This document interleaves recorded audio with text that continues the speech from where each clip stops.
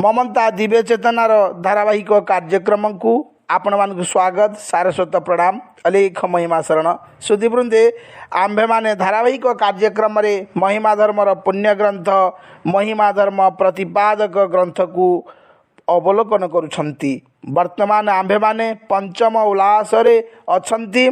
आजिर प्रसंग हेउछि षडरिपु ओ तत्जय।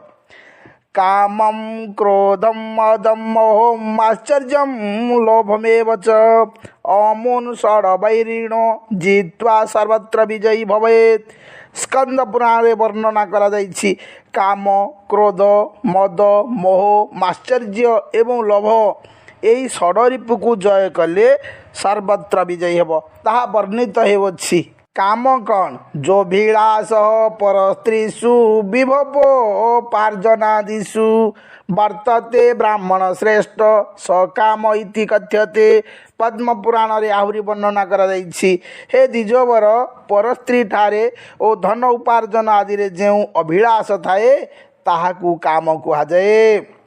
हविषा कृष्ण वर्तमेव भूया एवाभिवर्धते। मनु वर्णना करिसंती काम्य वस्तुमानकर उपभोग द्वारा कदापि काम निर्वृत्त हुए नाही बरम आहुरी वृद्धि पाए। घृत द्वारा अग्नि जेपरि अधिक वर्धित होइताए ठीक सेहीपरि एही काम मुक्ति मार्गर शत्रु अटे। गीतारे वर्णना करा जाउछि काम एष क्रोध एष रजगुण समुद्भव महासन महापापम विद्ये नमिह वैरिणाम। श्री भगवान कहिले एही काम रजगुण उत्पन्न हुए यह उत्तृप्त ओ महापाप युक्त अटे। यह सफल न हेले क्रोध रूपे परिणत हुए अतएव यह को मुक्ति मार्गर शत्रु बोली जानतु। एवं बुधे परमं बुद्ध्वा संस्तभ्यात्मानमात्मानां जहि शत्रुं महाबाहो कामरूपं दुरासदम्। हे महाबाहो ए प्रकारे आत्मा को बुद्धि ठारू श्रेष्ठ ज्ञान करी ओ संशय विहीन बुद्धि द्वारा मन को निश्चल करी काम रूप दुर्जय शत्रु को विनाश कर। ए विषय बुद्धदेव कही अछंती ललित विस्तार रे काम भोगा बहु दुख संचया दुख मूला ध्यानाधि तत्पश्च ब्रह्मसोनो अदृढ़ानाम न स्त्री काम गुणे तृप्ति काम विदुराहु प्राज्ञा तृप्ति कोरो भविष्यम बुधानम। कामनार विषय बहु दुखरे संचित हुए अथच एथिरु केवल दुख उत्पन्न हुए। जो मानकर चित्त दृढ़ होई नाही ताहा सेमानकु ध्यान अध्ययन एवं तपस्यारु परिभ्रष्ट करे। पंडित माने जानती ओ कहती स्त्री ओ कामनार विषय संभोगरे किछि ही परितृप्त हुए नाही। अज्ञानी मानकर मध्य जहिरे प्रज्ञा जनित तृप्त हुए मु ताहा करिबी। पुनश्च ए विषय सुखदेव कहि अछंती अमेध्ये पूर्णे कृमिजाल संकुले स्वभाव दुर्गंधि विनिंदी तांतरे कलेबरे मूत्र पुरुष भाविते रमंती मूढ़ा विरमंती पंडिता। अपवित्र वस्तुरे परिपूर्ण कृमि जाल संकुल स्वभाव दुर्गंधि ओ विनिंदित अंतरयुक्त ओ मूत्र पुरुष पूर्ण एही कलेबरे मूर्खगण ही भोगरत थांती पंडितगण तहिरु विरत हुंती। क्रोध यथा आसंतु क्रोध विषय श्रवण करिबा। पद्म पुराण रे वर्णना करा जाइछि समाकर्ण्यात्मनो निंदाम जस्तापो हृदि जायते सक्रोध इति विज्ञेयः सर्वधर्माभिघातकः।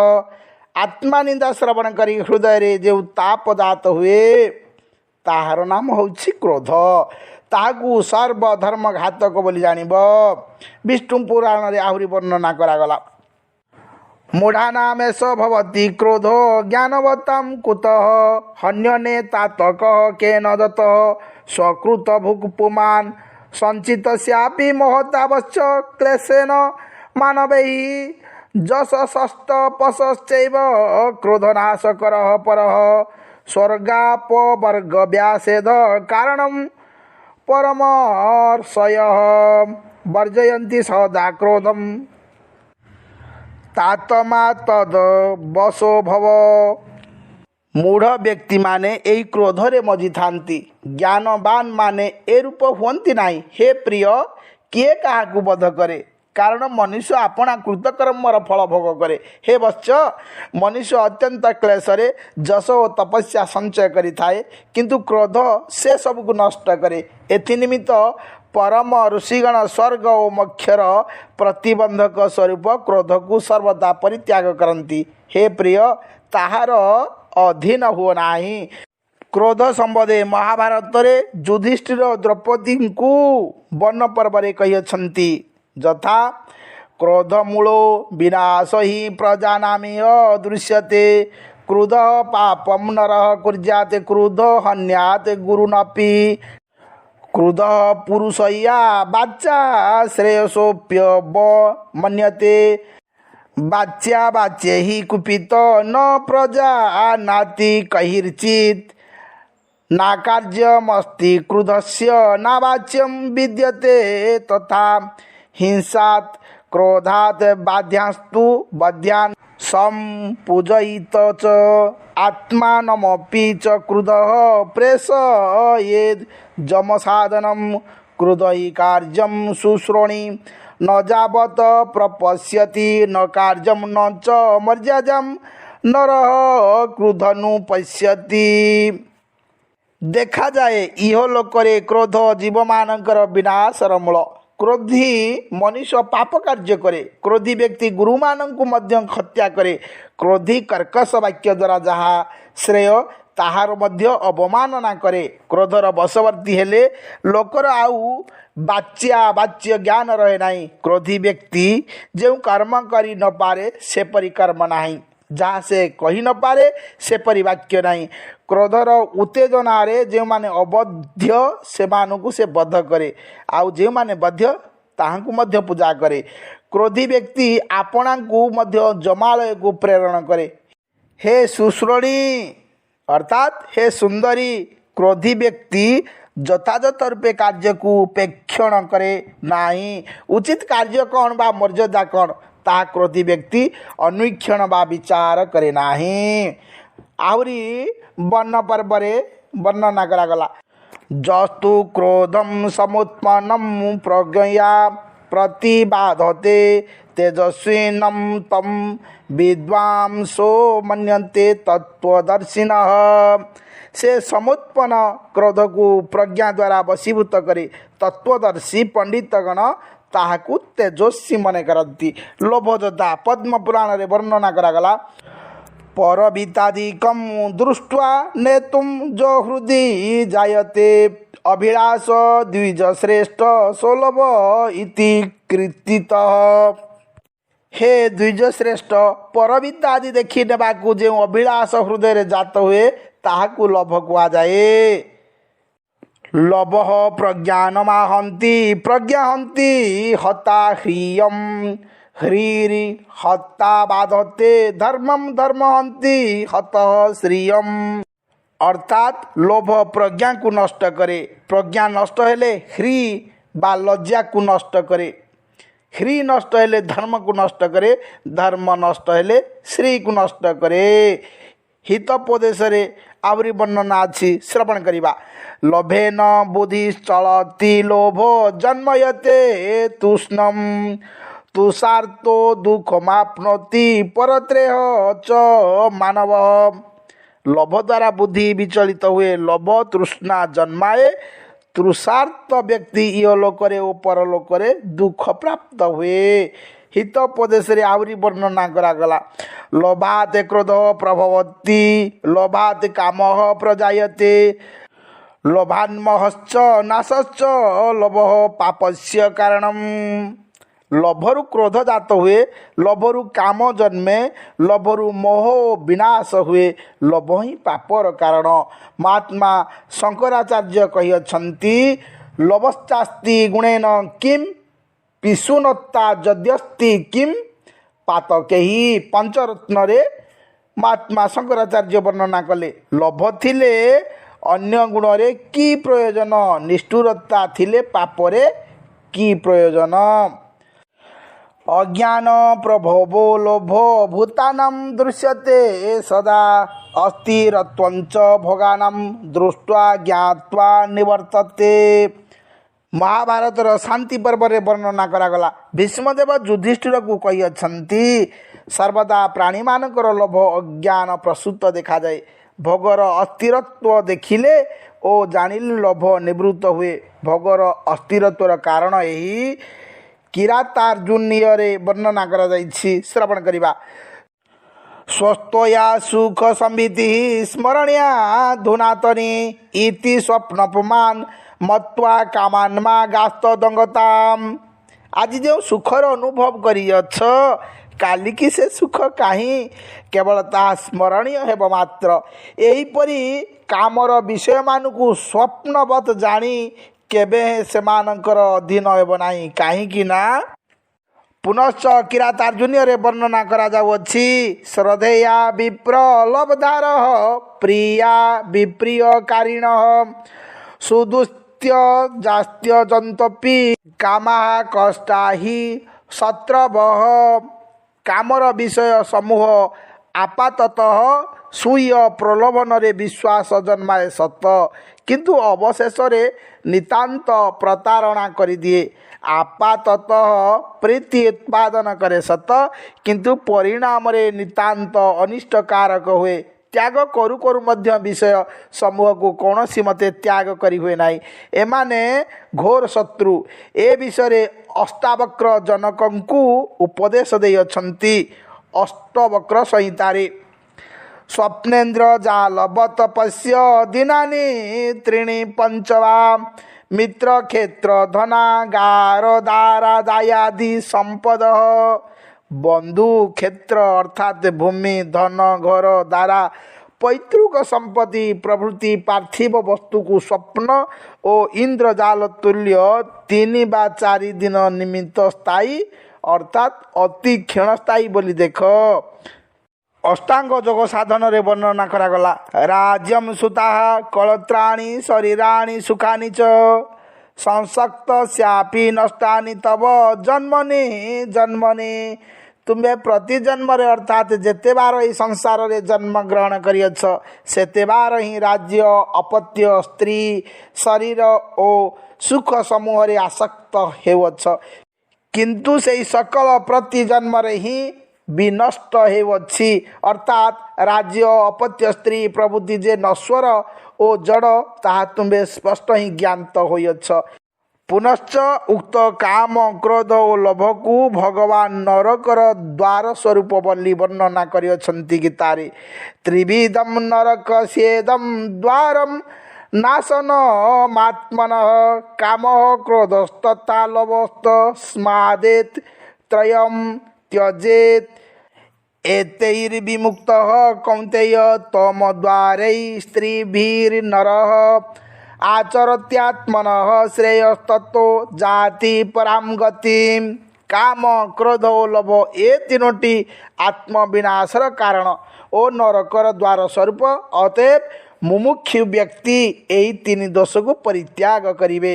हे कौन्तेय नरकर द्वार स्वरूप काम क्रोध और लोभ ए 3 रु मुक्त होई मनुष्य आपणार श्रेय साधन करे, तही उतारू परम गति बा मोक्ष प्राप्त हुए। मोह यथा मम पिता मम माता ममेयं गृहिणी गृहम एवं विदम मम त्वं जातस मोह इति कीर्तितः। पद्म पुराण रे वर्णना करागला। मोहर पिता मोहर माता मोहर ए गृहिणी मोहर ए गृह यही रूपे जे मोहर मोहर ज्ञान ताहाकू मोह कुहा जाए। मोह सकल पाप उत्पादन कारक। मोह नथिले असार अनित्य विषय कहार मध्य लोभ हुअंता नाही। ए पृथ्वीर धन मान नहीं कहार मध्य गर्व हुअंता नाही। परश्री कातरता प्रभृति दोष मानवगणर जीवन को जर्जरित करि पारंता नाही। काम अति जघन्य अति विगर्हित पिशाचर रंगभूमि को सुवर्ण रंगरे रंजित करि पारे। समस्त पाप ही यही मोह अर्थात अज्ञान रु जन्म ग्रहण करे। यही मोह तम गुण ओ असत संग उत्पन्न। गीतारे वर्णना करा जाउछि। सत्त्वांशं जायते ज्ञानं रजसो लोभ एव च प्रमाद मोहौ तमसो भवतो ज्ञानमेव च। सत्वगुणरु ज्ञान, रजगुणरु लोभ एवं तमगुणरु प्रमाद मोह ओ ज्ञान एମାନେ उत्पन्न हुअन्ति।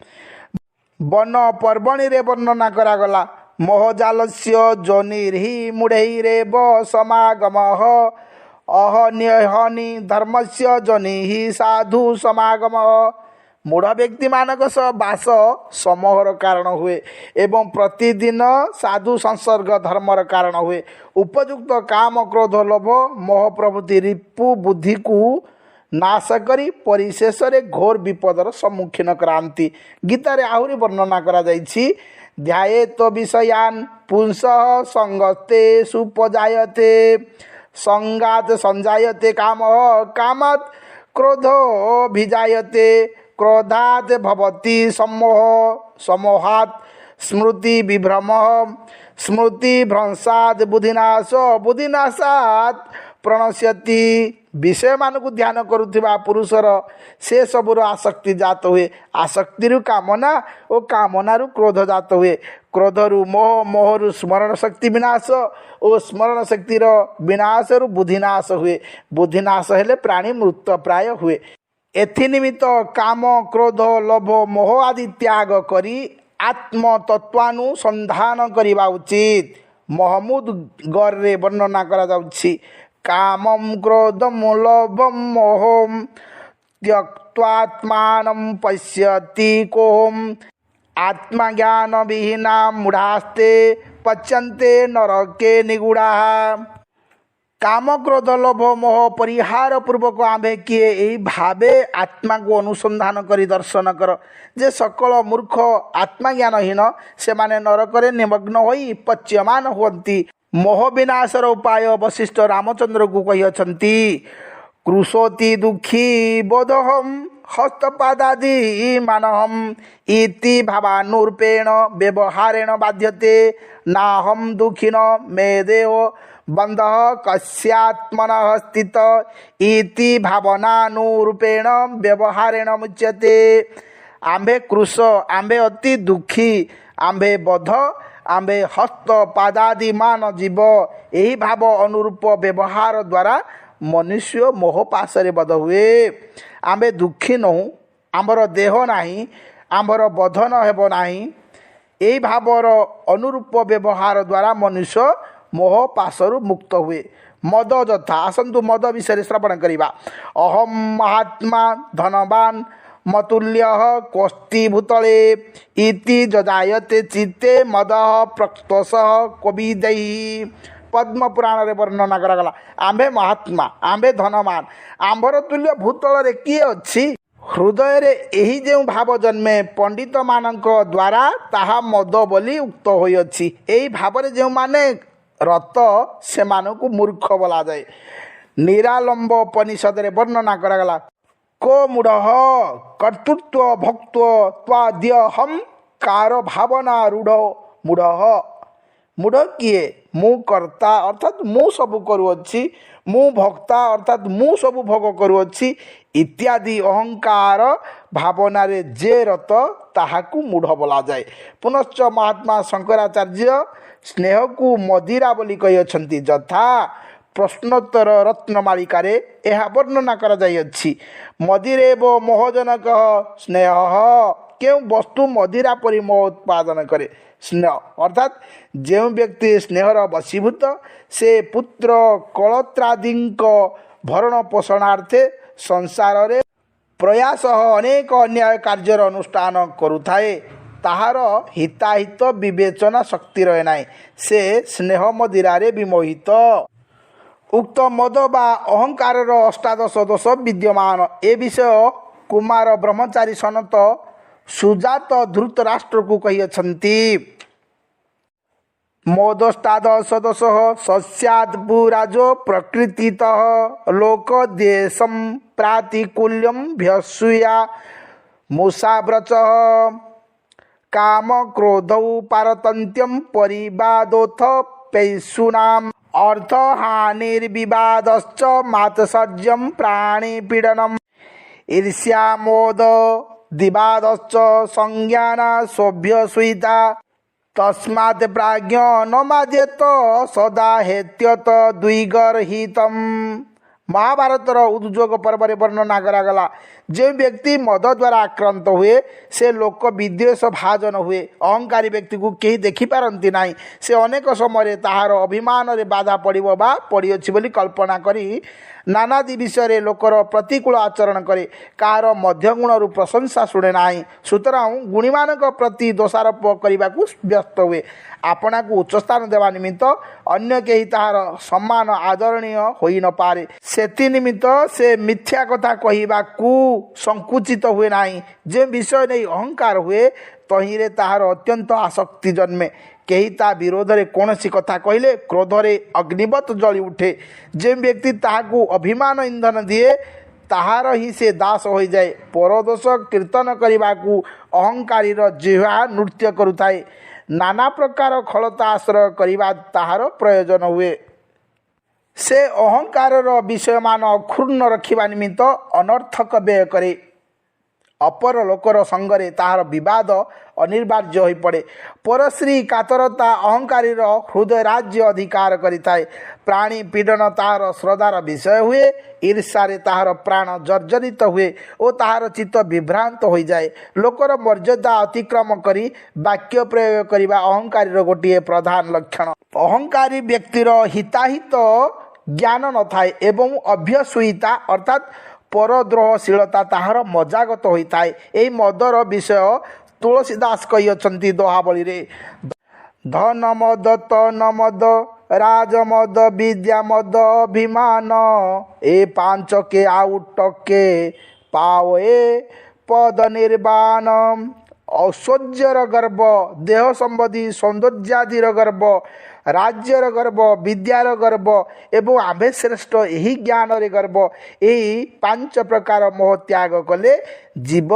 मुक्ति पद प्राप्त हुए माश्चर्य यथा निंदन्ति माम सदा लोकाधिगस्तु मम जीवनम इत्यात्मनि भवेत् जस्तु धिक्कारः सच मश्चरः अहम समस्त लोकानां श्रेष्ठोस्मि धनवान जत इति जज जायते चिते माश्चरः परिकीर्तितः पद्म पुराण रे वर्णना करा जाउछि लोके सर्वदा आम्भ को निंदा करती आम्भर जीवन को धिक आत्मा रे एही जे धिकार उपस्थित हुए ताहार नाम मश्चर आम्भे समस्त लोक मध्य श्रेष्ठ और धनवान मन रे एही जे भावर उदय हुए ताहार नाम मध्य मश्चर जितेन्द्रिय व्यक्ति माने परश्री देखि कातर होंती नाही दांत समपर शश्वत परिक्लेशम न विंदन्ति नंच तप्यति दांतात्मा दृष्ट्वा परगतम श्रियम महाभारत वन पर्व वर्णना करा जायछि जितेन्द्रिय शांत चित्त व्यक्ति चिरकाल क्लेश भोग करती नाही एवं परश्री देखि कातर हुंती नाही। सुधीवृंदे आजिर धारावाहिक कार्यक्रम को एठी रखुछि आशा करुछि आजिर धारावाहिक कार्यक्रम आपण मानकु शिक्षणीय होइथिबो।